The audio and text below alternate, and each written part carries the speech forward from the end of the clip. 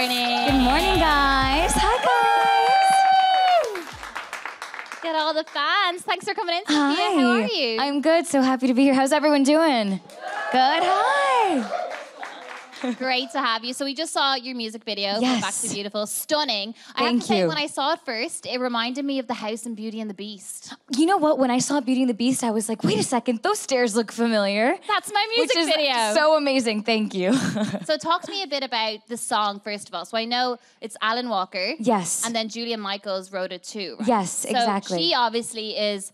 I would think of her as a newbie, but in theory, she's been writing music for a long time. And it's only Absolutely. this year with Issues that she's come out and sang her own song. Yes, absolutely. So how did that collaboration all happen for you? You know, when I was a little girl, I always dreamt of sharing music with the world that was meaningful, that told a meaningful story. And Back to Beautiful, I was so lucky that I got to collaborate with Julia, with Alan Walker, and with incredible producers Stargate on the record to create a song that, teaches everyone or tells us all that beauty is not about what we see in the mirror, but it's who we are inside. It's being beautiful in our hearts and in our souls. And I think that's such an important message to say. So what was your first reaction? Was the song brought to you finished? Did you co-write it? It was kind of a combination. Like, the idea was brought, and then we finished it up all together. The production was completely changed. So it was a beautiful collaboration, and we're also thrilled with how it turned out. So talk to me a bit about some of the messages in it. Yes. Like, because obviously some of the lines are very hard-hitting. Absolutely. But then the underlying message is the pressure of society, Yeah. what typically is seen as beautiful. Like, I listened to it, and it hit me because there is Thank some you. songs that do address those matters, but not so directly. Absolutely. So what was your first reaction when you saw the lyrics or created those lyrics, and why is it important to be giving that message today? I loved so much that the verses were almost like a conversation. Everything was said so simply, but so to the point. And the message at the end of the day was exactly that. You know, beauty is not a physical concept, but who we are on the inside. That each and every single one of us is beautiful just the way we are. To not judge who we are or where we come from, and just know that the most important thing is to love ourselves as we are. And that's what I love so much about this song, is that I get to tell such a meaningful story with Back to Beautiful. So it means a lot to me. And what sort of reaction have you gotten from the fans? Because obviously they've seen Love Is the Name is another single Yes. you've had out, which is quite different sounding. And then they see you in all the shows that you're on in the movies. What have they said about this song? You know, before, actually right after the song came out, I did something on Twitter called When Do You Feel Beautiful? Oh, lovely. And I had some incredible stories of fans say, I feel beautiful when I love myself for who I am. I feel beautiful when I look in the mirror and say, you are beautiful. And I had the most beautiful stories. And I was like, this is what this song is about. And sometimes there was fans who made videos that would kind of talk to me about what this song meant to them. Yeah. And it meant the world to me that that they can relate so much to the lyrics. And that's such like wisdom coming from all the fans, though. And isn't it so Absolutely. amazing for them to come to you and say, I feel beautiful when I'm myself or when I love myself? Because Absolutely. that's exactly the sort of message that you're hoping to encourage with that music. Exactly. It's a great time. So, Love Is the Name is another song, as I said, we've heard from you. And now we have Back to Beautiful. I know, are you working on an album? And they're both very different. So what Yes. kind of sound are you gravitating more towards? Or is it going to be a Absolutely. mixed bag? You know, I've always loved songs that are rhythmic and international sounding. So Love Is the Name had kind of that rhythm, and then Back to Beautiful is very EDM influenced. Yes. But both of them are, big rhythmic records, and I've always wanted to have records like that because I am a dancer, so dance is a big part of who I am as a performer. But also deep in my heart, I love a ballad and like a beautiful, meaningful story. So like that's my weakness. So I also love beautiful, beautiful ballads like that. So it's kind of a mix of rhythmic records as well as beautiful, heartfelt ballads. So what sort of things do you listen to then in general yourself? Are you more EDM inclined? It's kind of a mix. I've always loved pop music. Yes. Like everything from, Elvis Presley to the Beatles to, now I really love Adele, who tells beautiful stories through her writing, Ed Sheeran, Taylor Swift. So I kind of love a bit of everything, Chainsmokers. So just as long as the lyrics mean something to me, I fall in love with the record. Lovely. So then in general, the message of Back to Beautiful is really wholesome, very positive. We know you're a Disney star. Thank you. So how much do you tap into your brand as being part of the Disney empire when it comes to your music? Are you mindful of that in terms of lyrics, in terms of the music videos you make, in terms of the message that you put across? It's a great question. You know, growing up, I always gravitated towards superstars like Jennifer Lopez, like Beyonce, who were these empowering, strong women icons. And I was raised by a very strong mother, and my sister and my grandmother are all kind of examples of girl power. And I was like, if I'm ever lucky enough to be able to do this for a living and to have that kind of responsibility, knowing that there are girls everywhere that look at what I do, I wanted to be able to be that kind of an example of girl power. So that is always very important to me in everything that I do. Whenever I step out and prepare for anything, whenever I choose a song, it's always important that I has some sort of underlying positive message, because I know that there are girls everywhere who look at us and they learn from us, and I always want to keep that in my mind. So how did the whole Disney thing come about? Like, I know that you were dancing from a young age, acting from a young age, but now you're like a legit multi-hyphenate. So you're a singer, a dancer, an actor, you're into fashion, you're a host as well. There's so much going on. But I'm really curious of when the whole Disney thing started and how that actually happens. Because you were, what age were you when it happened? Like 20 or so? I was 21. 21. Yeah. So it's been like about 2 or 3 years. 2 years, yeah. So talk to me just a bit about that time and the immediate aftermath of when you become part of Disney, and like what sort of training, like what sort of insight can you give us? So I've been, I guess, according to my parents, before I was walking and talking, I was singing and dancing. So I've always loved and wanted to be a performer my whole life. So I spent my whole life in school, but outside of school, I was in dance classes, singing lessons, acting classes. When I was 18, I moved to Los Angeles from Miami to go to school at UCLA and to pursue this. Okay. So I went to maybe over 200 auditions. See, and what happened? Did you get some of them get callbacks? How did that process happen? The first year, definitely no callbacks. But then kind of as time goes on, I felt like the best acting school I ever had was going to these many auditions. And after my 200th something audition is when I was cast as Evie. So it was my first film, my first big job, and it changed my life completely. Like you said, it's been 2 years since Descendants came out, and my life has changed 180 degrees. I get to do what I love every single day of my life. I have been able to shoot 5 movies, release my music, work on my album. So it really has been a dream to be a part of the Disney family and to tell Evie's story. So, like, it's not just like you got some small acting jobs and gradually made your way. You were literally auditioning, and then you were in Disney, in The Descendants. It was surreal. Alongside Dove Cameron. Like, it's huge. So, absolutely. When you were first in, was that like a shock to you? Did they give you some like sort of like media training to be, because the Disney brand, the empire is quite specific, but I guess maybe do they cast when they can see the essence of a person and whether or not they're Disney? You know, I like to think that they do, and I always like to say that the values and morals that I grew up with are in line with what Disney stands for. Yeah. So I feel very related to the company and to what they stand for and what they represent. So I didn't really have any training. Kind of jumped into Descendants, and it was like Kristen Chenoweth, Dove Cameron, Boo Boo Stewart, Cameron Boyce, Kathy Najimy, Kenny Ortega, and then this little one with the blue hair. Yeah. And I was like, well, Sophia, just like pretend like you know what you're doing. Well, you're 200 auditions in, so you do know what you're doing. Thank you. That's what I kind of was like, you know what? They must have picked me for some reason.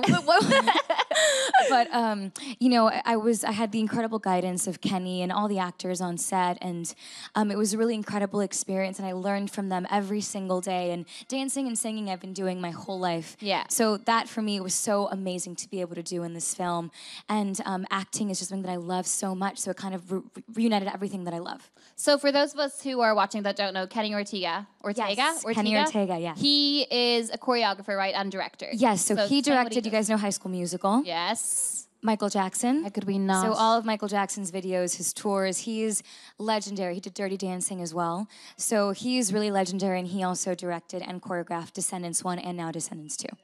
And through that process then, through going through these auditions, and you're about 20 when all this is happening, and you're auditioning. Yeah, I was 19, 18, 20. exactly. What were some of the lessons that you had to learn? So many lessons, and I was actually talking about this last night with a friend of mine. Because it's tough.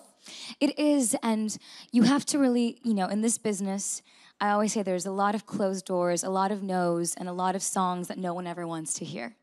And one day there is that open door. Yeah. And you just have to know that that open door is going to come, that there is that role that is right for you. And you have to look at every audition as more of an opportunity to impress the casting director, to leave your mark, and to keep your head up high. Because if you get destroyed by every single one, it's almost torture. So you just have to believe in yourself and put the work in, and your dreams can come true. So, yeah, I feel that definitely deserves a round of applause. Power. Totally amazing. It's very inspirational. Thank you.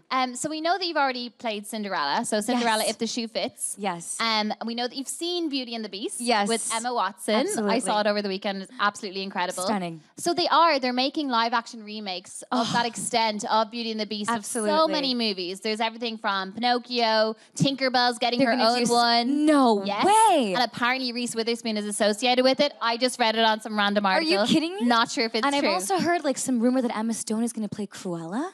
Ooh. I don't know if I made that up, but Cruella de Vil, like, would be good. So many incredible stories, right? It's just crazy, the Disney empire that has, like, we've all fallen in love with these stories and these princesses and these tales, and to see them come to life is surreal. And it's so ageless because people Absolutely. that can see them now as the live action remake that will get excited already know the story. We've seen it in cartoon form. But then for kids today, when they just see it in live action, like, it's just... It's magical, completely timeless. Yes. So on that note, who is it that you would love to play? That you think that you would just be the essence of anyway? Because we know you've been Evie, we know you've been Cinderella. Yeah. So you were the daughter of the evil queen. I am the daughter of the evil play a good queen. evil queen, perhaps. Perhaps, but I kind of think it would be cool to play Snow White.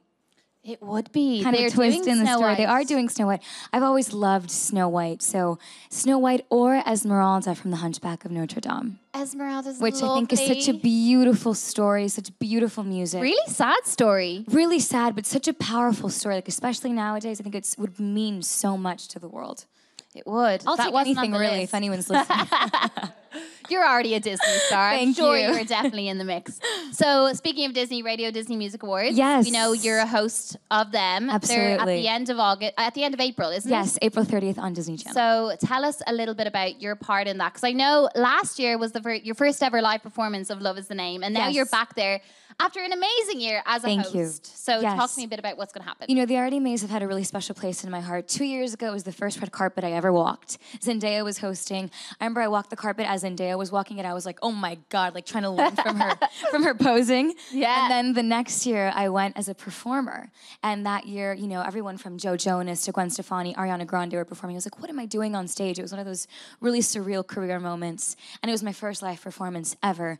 And it was kind of the debut of Love Is the Name. Yes. Wow. And this year I'm coming back as a host, which I'm so excited. It's going to be an amazing show. We have an incredible lineup from Alessia Cara, Jordan Fisher, Britney Spears is receiving the Icon Award. It's going to be a really, really special show. It's the 20th birthday of Radio Disney, so they're making it bigger and better than ever.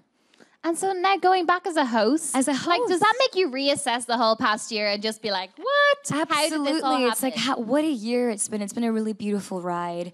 You know, the Radio Disney family has been so special to me, and I'm so excited to take that stage and to just have so much fun. What has been some of the outstanding moments of the past year? So many. Well, I think most recently I got to sing the national anthem this weekend at the Nets game, which was really, really surreal. Dwayne Wade was there, and I was like, well, this is really cool. And then recently I was at the Oscars. I got to attend the Oscars, which was a really surreal pinch me moment. You were hosting the live stream, right? At the Yes, Oscars? I was hosting. So you were also hosting. So I was, yes, and I was like, I met Sting, I met Scarlett Johansson, Nicole Kidman. I was like, what? This is surreal. And recently I was in Mexico City and I got to perform Back to Beautiful to 100,000 people. And that was one of those moments where it was like what I had dreamt my whole life kind of came to life.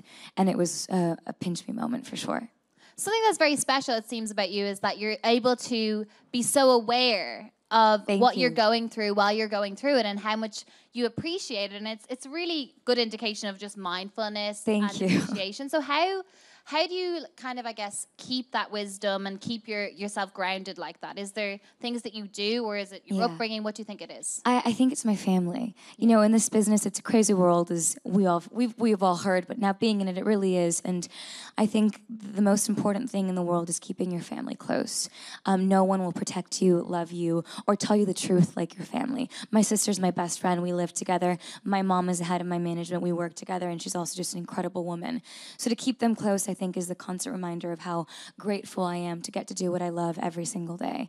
And, I think if you ever forget that, then there's no point in doing it, right? Yeah, then it just becomes the norm. It becomes work, and it becomes stressful, because it is stressful, and there's a lot of pressures that go into it. So if you don't love what you do, then we shouldn't be doing it.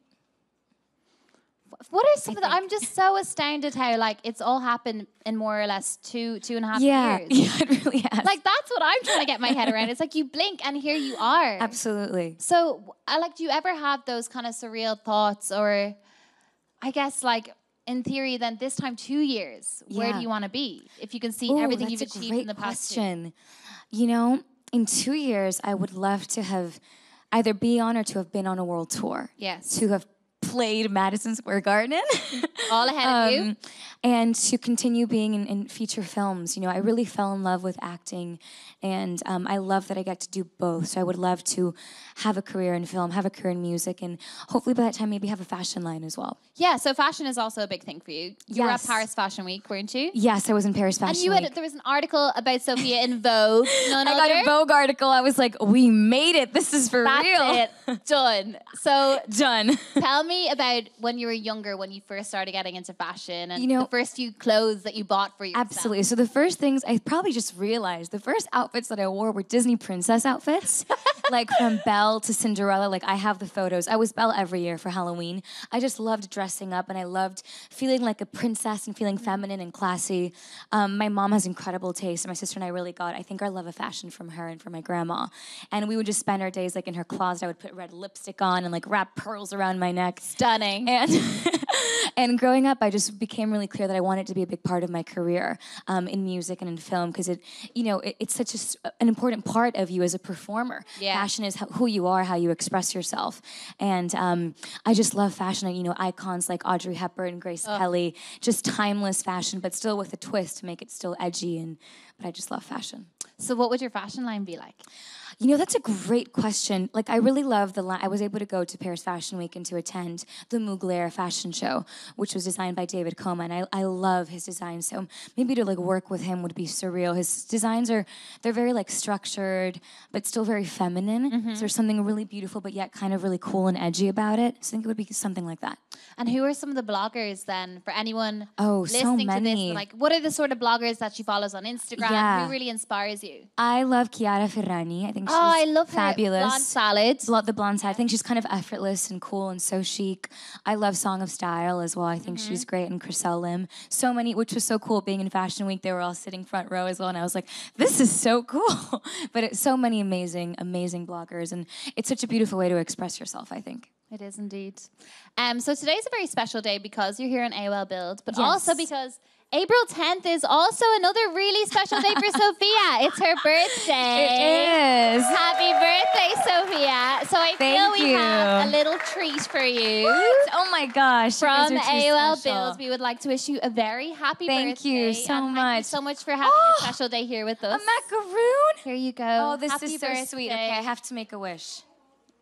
Give her a moment. Moment of silence for your wish. Okay. Thank you. Happy birthday. Thank you so much. That is so sweet. I'm going to enjoy that very much. Well, massive. We'll all have a piece of the cake. Yes, I feel there's enough. There's a gift. Oh my God. Thank you so much. Aww. Oh. What's your name? Vanessa. Thank you so much. Vanessa, do you have a question for Sophia? I don't know. What inspired you to write the lyrics of Back to Beautiful? That's a great question. Girls just like you did, because, growing up, I was just like you, and I would listen to music all the time, and I always loved music that made me feel like I could do anything that I ever dreamt of, and that I was beautiful on the inside, and that no matter what anyone told me, I was unstoppable. And I think that Back to Beautiful, I hope that it means that to girls like you, that to know that you are beautiful right here, and that that's what matters most, and yeah. Thank you. Thank you for my gift. That means so much to me. Thank you. What a special day. I'm never I gonna know, forget right? this. Bombarded with gifts. Yes. Any other questions from the audience? I think we have a few more. Hey, Sophia. Oh, hi. Happy birthday, by the way. Thank you so much. So I know you mentioned that Britney's going to be receiving an Icon Award. Yeah. Did she inspire you in any way? And is there a favorite Britney song that you Oh my enjoy? gosh, I was talking about that this weekend. And, growing up, Disney was really the pop princess for my generation. Madonna was pop queen, Yeah. and Disney was pop princess. So her music videos were obviously so inspiring. Oops, I Did It Again, Hit Me Baby One More Time. And I think all of us in pop music kind of take a little piece of Britney with us wherever we go. Thank you. you. Another question. Who has the microphone? Hi, Sophia. Hi. Happy birthday. Thank by the you. way. Oh, I was just wondering, since you're very close with your sister, what's your favorite childhood memory with her? That's a great. Here's actually a really good one. I think she actually may have posted this little video on my birthday last year, but there's a video of us. I was a very dramatic child in that I was always like performing or dressed up and singing. And the first song I ever learned was "Don't Cry for Me, Argentina" by Evita. Imagine like 3-year-old little me, like Real casual, like. casual.